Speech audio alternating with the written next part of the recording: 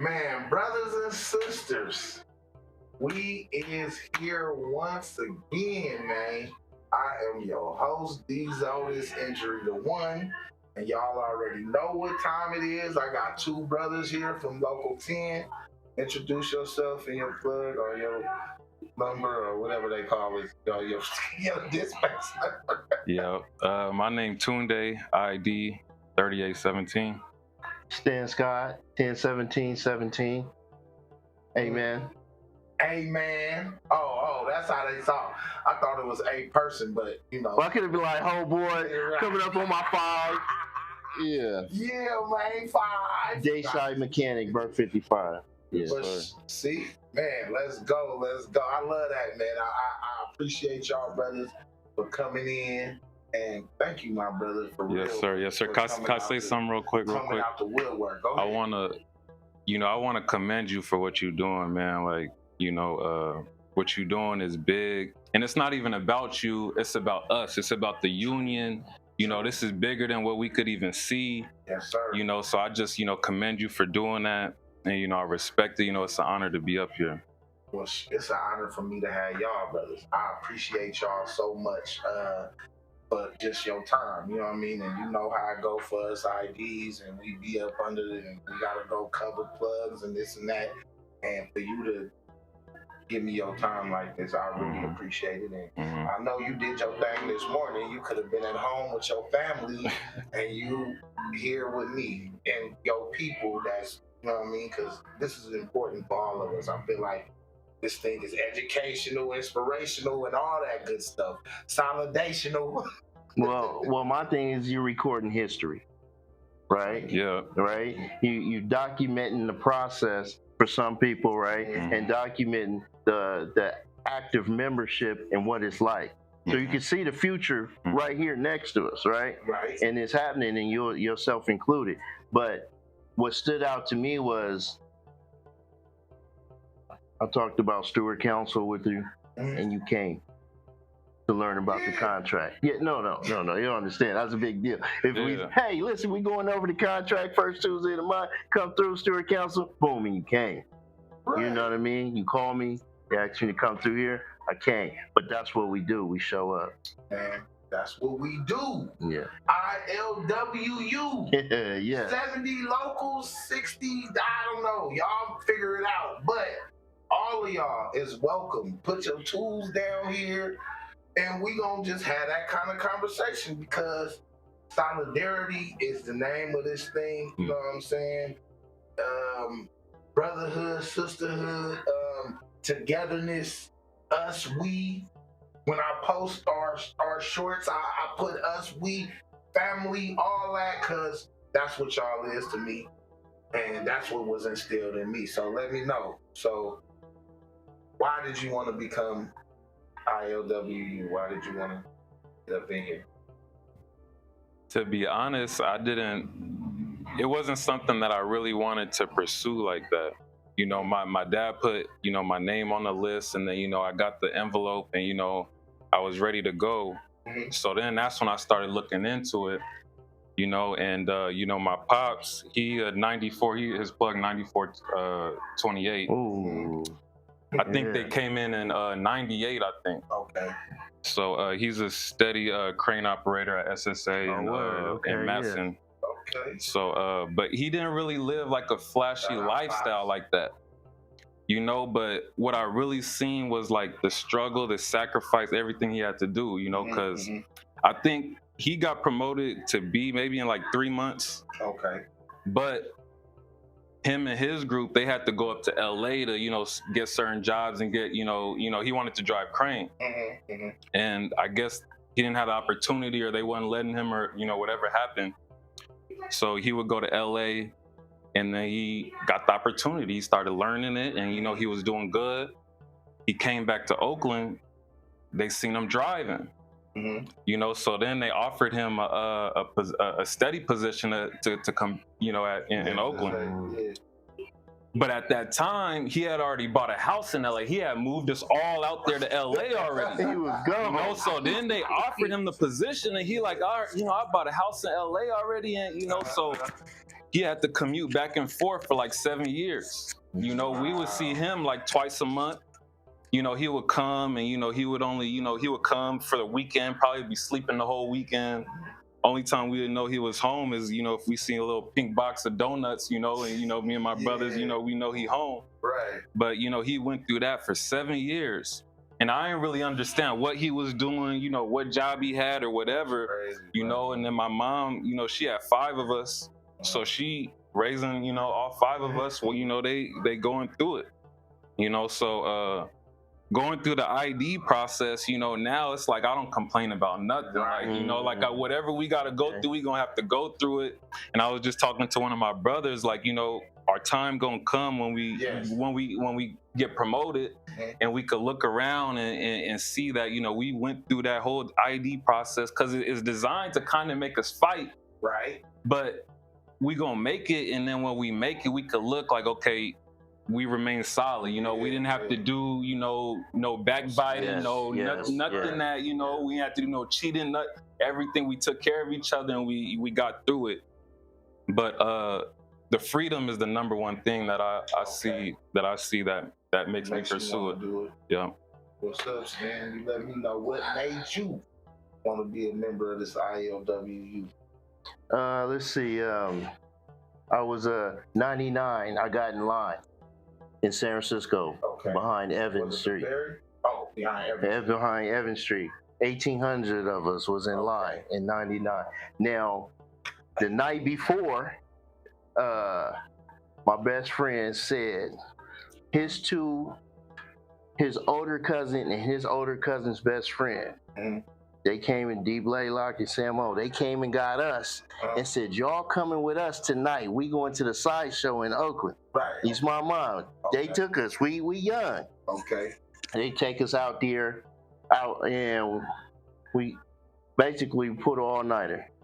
In the morning, they dropped him off, and they said, Stan, you coming with us. We going to get in line. You be a longshoreman. What? You know, I had did plaster and drywall with my dad most of my life. Right.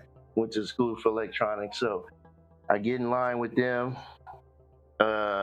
We didn't stay too far, but I had to get my social security card. I had all that stuff, right? Mm-hmm. Get in line. And that was 99. And they didn't call me till 08. What? They didn't call me. I didn't get a letter till 08. Right? Got in line 99.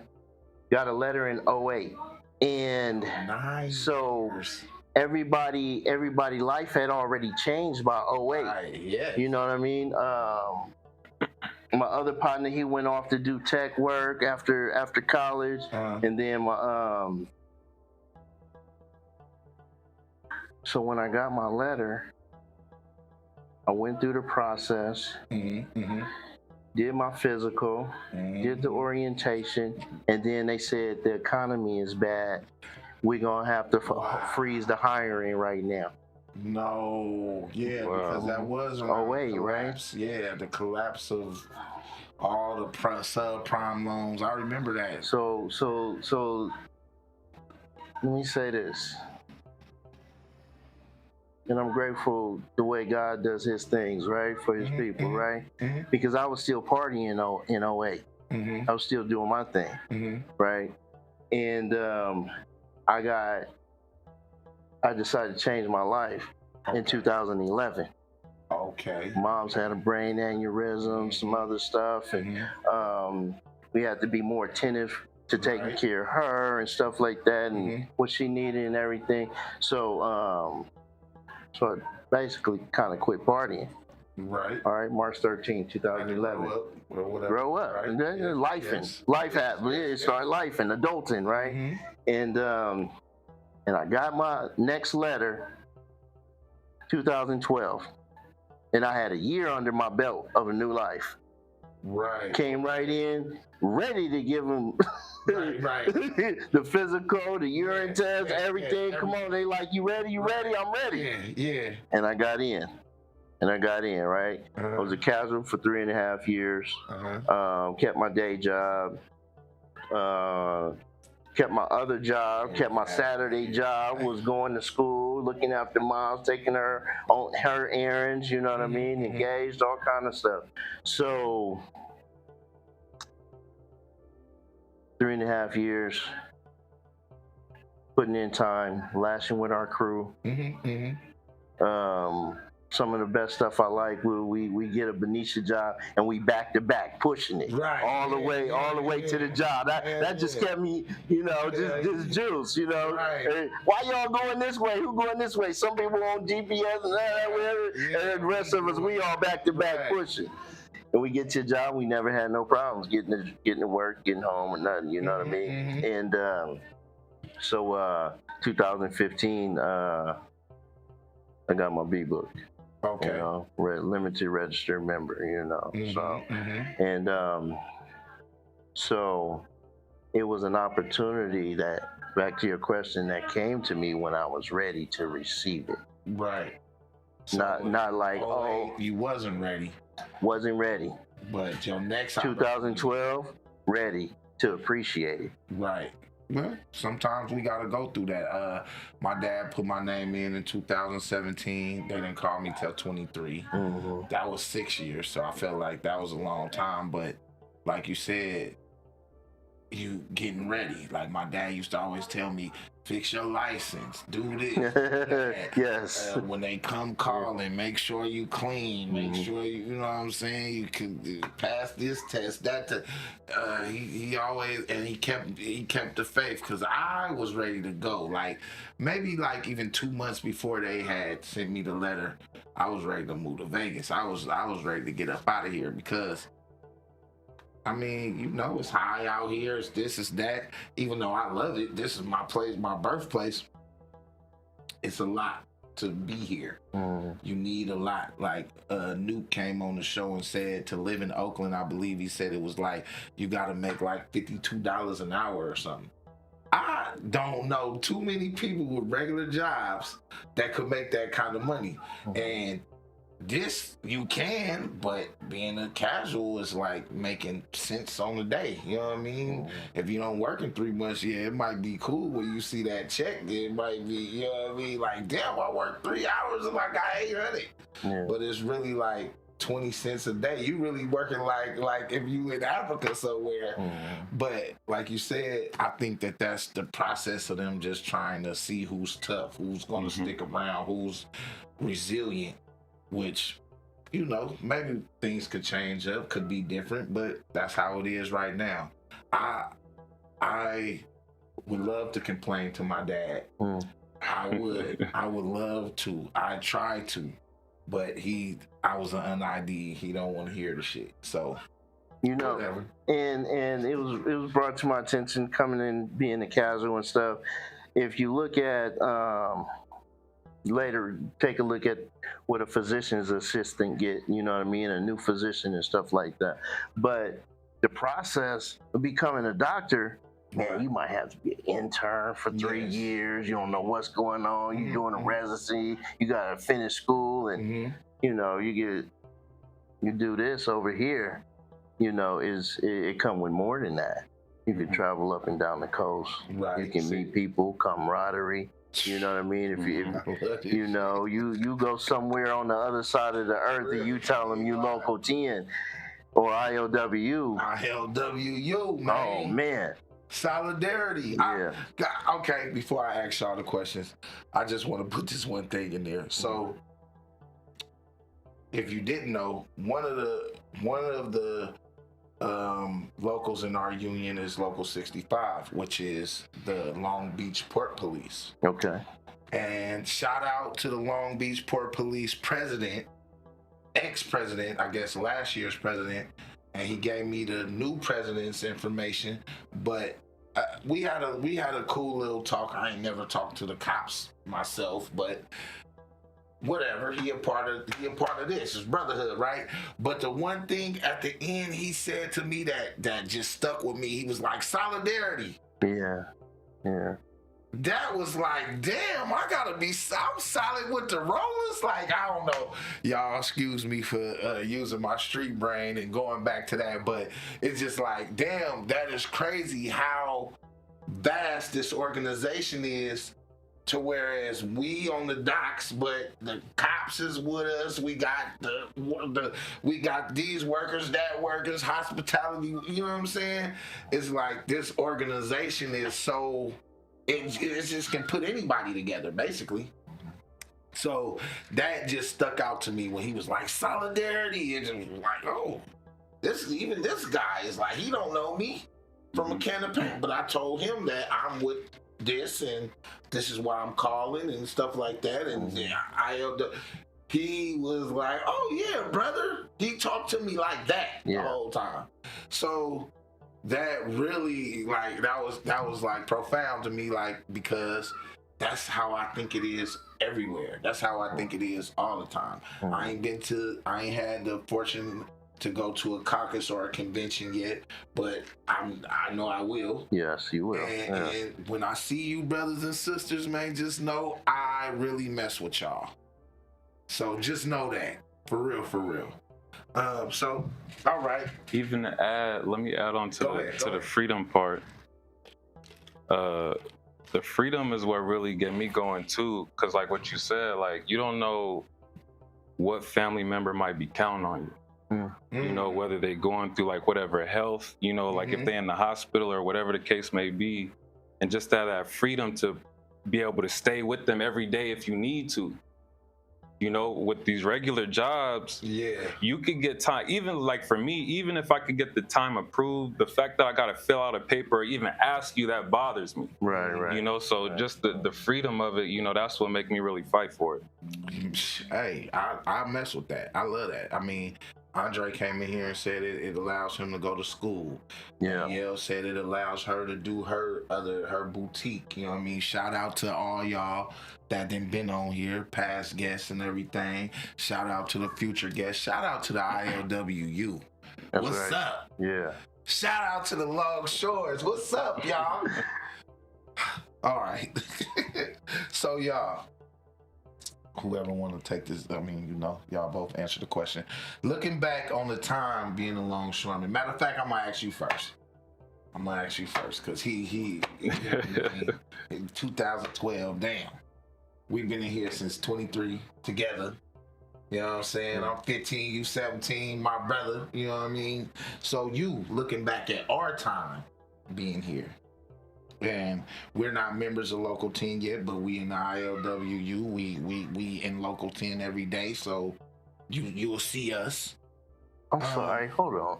You guys longshoremen for the rest of your life. Oh yeah, for sure. Okay. For sure. Yeah, for the rest of that shirt. Yeah, that's why I gave you the shirt. Yes, you're longshoremen for the rest of your life, both y'all. I know what you're saying about the membership but yeah. Okay. And you still got representation from us officers. Yeah. It's due. Yes. So looking back at that, right? Can you name me a time that shaped your meaning of solidarity? Like it fundamentally changed you. It changed your mind. Whatever you seen in the hall or on our job or a meeting or whatever, what changed your mind? What got you on some solidarity hype?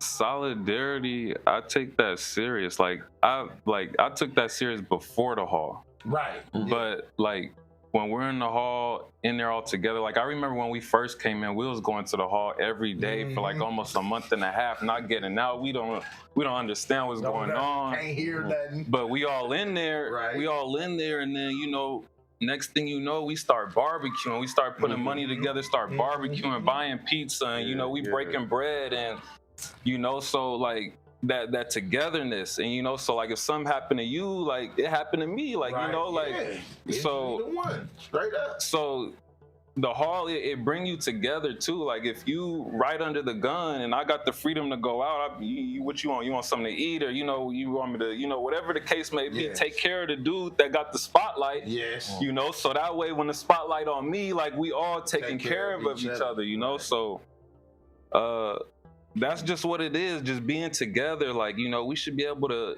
have a quorum. Right. You know, I remember my brother KB, he showed me a picture, you know, back in the day how the hall used to look. It was a picture. They took a picture from the top of the upstairs from all the way. It's filled. They come in with suits. They really they taking it serious. Right. You know, so that's why I really respect what you doing, because we don't gotta wait till a union meeting. No. You could get information out, you know, to everybody, you know, throughout the week. So solidarity is just being together, fighting with each other, you know. That's just, you know, that's what I love about it. Fighting for one another. For real. Standing up for one another. I appreciate that.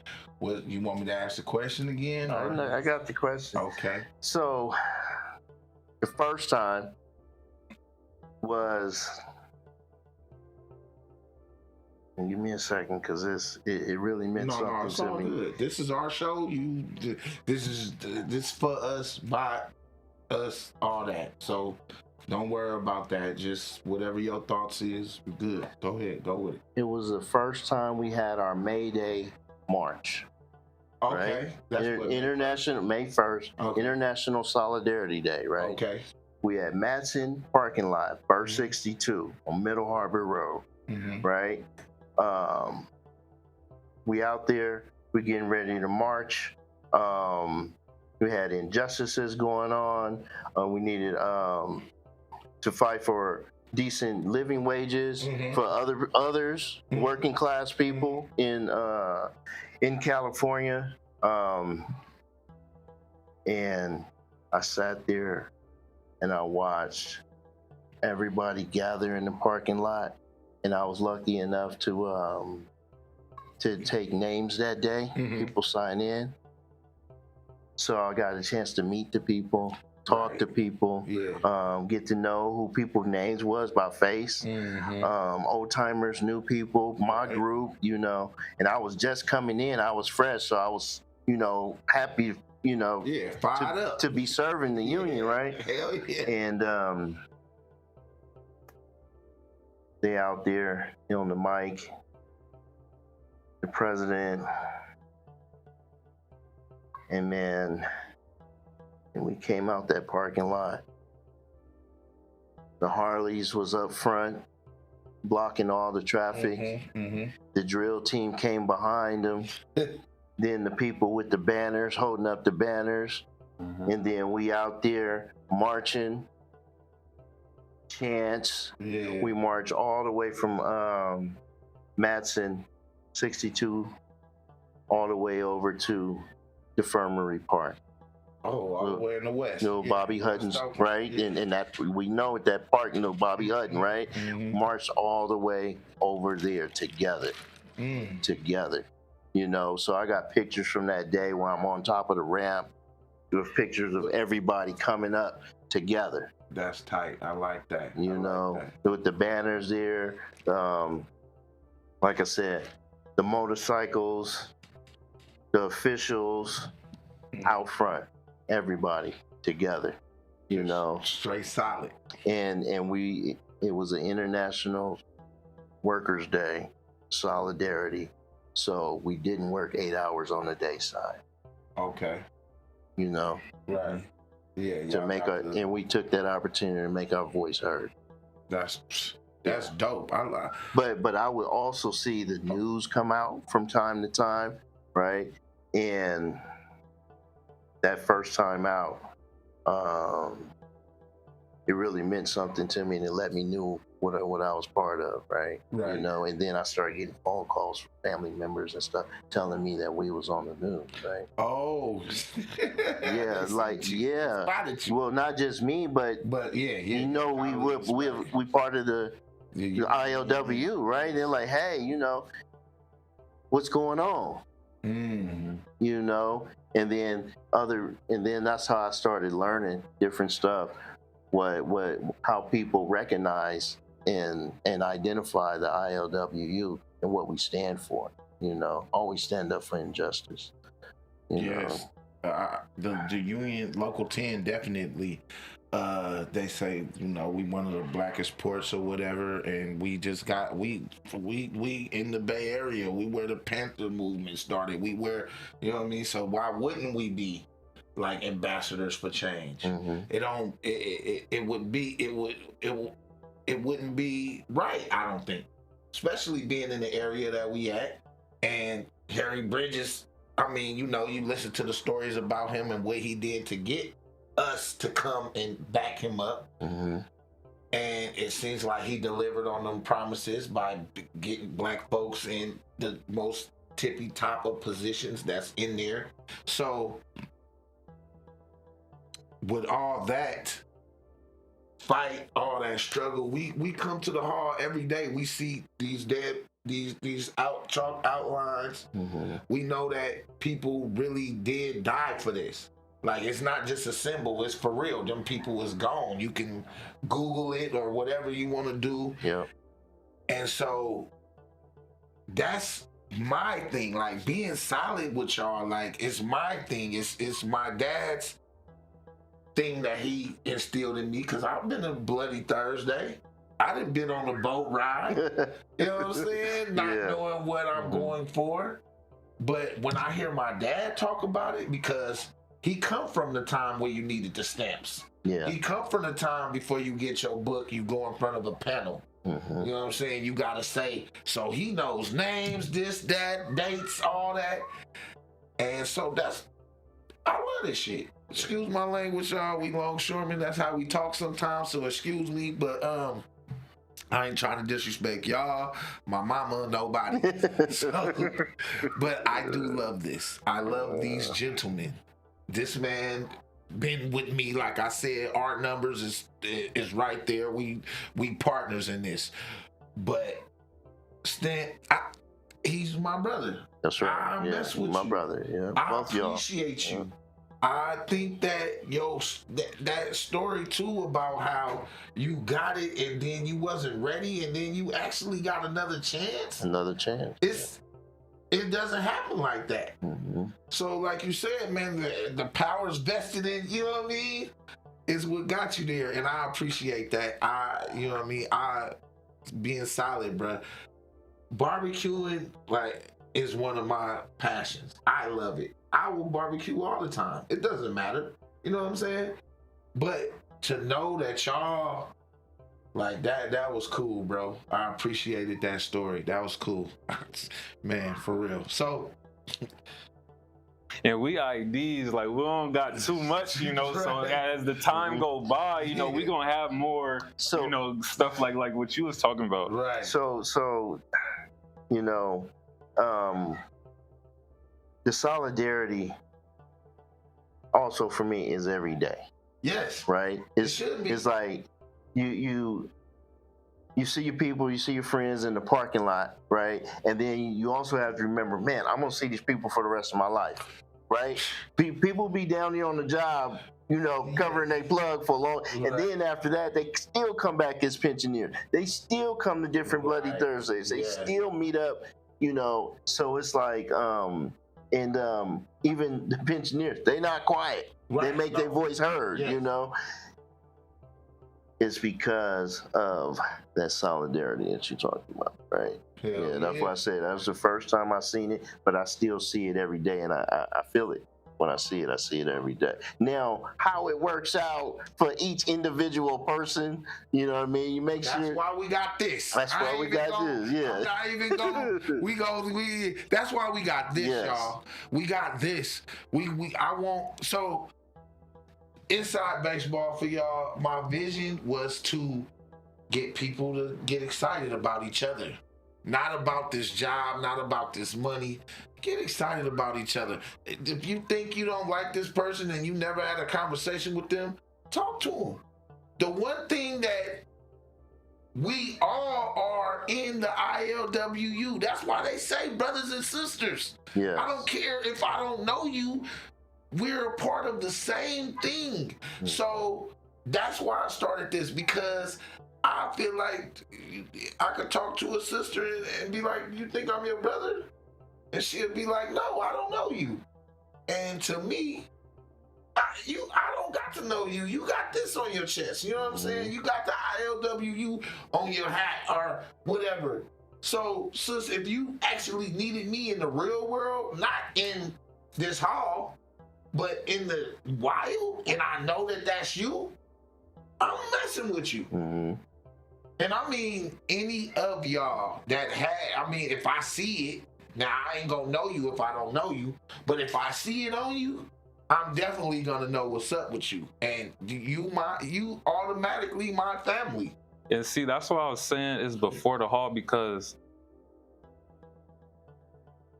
it don't matter if I don't know you, but if I see something going on where your life might be threatened or whatever the case may be, I'm gonna do whatever I can to help you out and contribute to that. It doesn't matter if I don't know you. Right. You know what I'm saying? And that's because that should be in your heart. Right. That's where the solidarity, the brothers and sisters, we all brothers and sisters. Yeah.